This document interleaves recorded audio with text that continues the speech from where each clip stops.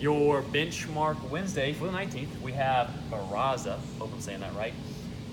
Barraza is an 18-minute AMRAP of a 2-meter run, 9 deadlifts at 275 and 185, and 6 burpee bar muscle ups. So breaking this down, 18 minutes, obviously not the shortest AMRAP we've ever done, so obviously the longest AMRAP we've ever done. So we're looking at probably a pacing that's between 70 and 80% effort all the way across.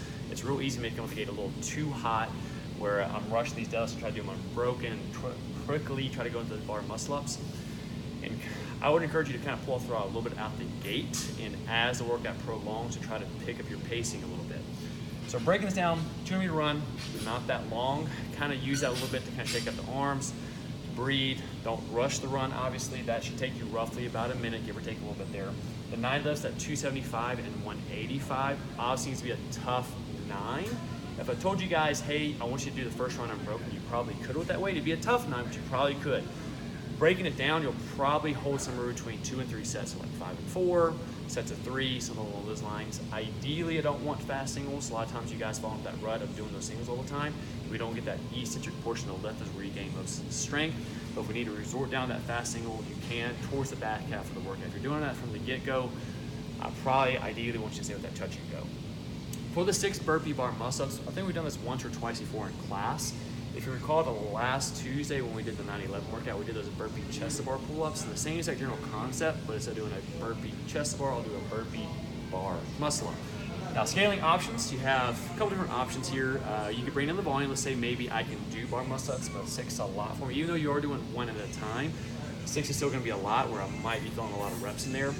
Maybe just do as many as you can, maybe 3, and then finish off with 3 chest to bar pull-ups. From there, if needed, if needed, you guys can do scaling options, so you can go back to chest to bar pull-ups, can be chin to the bar pull-ups, can be jump and pull as high as I can, or just jump and touch a target. All are perfectly fine. So it would be something of that variation. Roundage-wise, we're looking at between about 3 to 6. 6 definitely be on the higher end, 3 be on the lower end. I think a good goal here today, guys, would be somewhere between that 4 and 5 range for most of you guys. 5 being a really good goal. I think some of the better people here will probably do that 5+ range.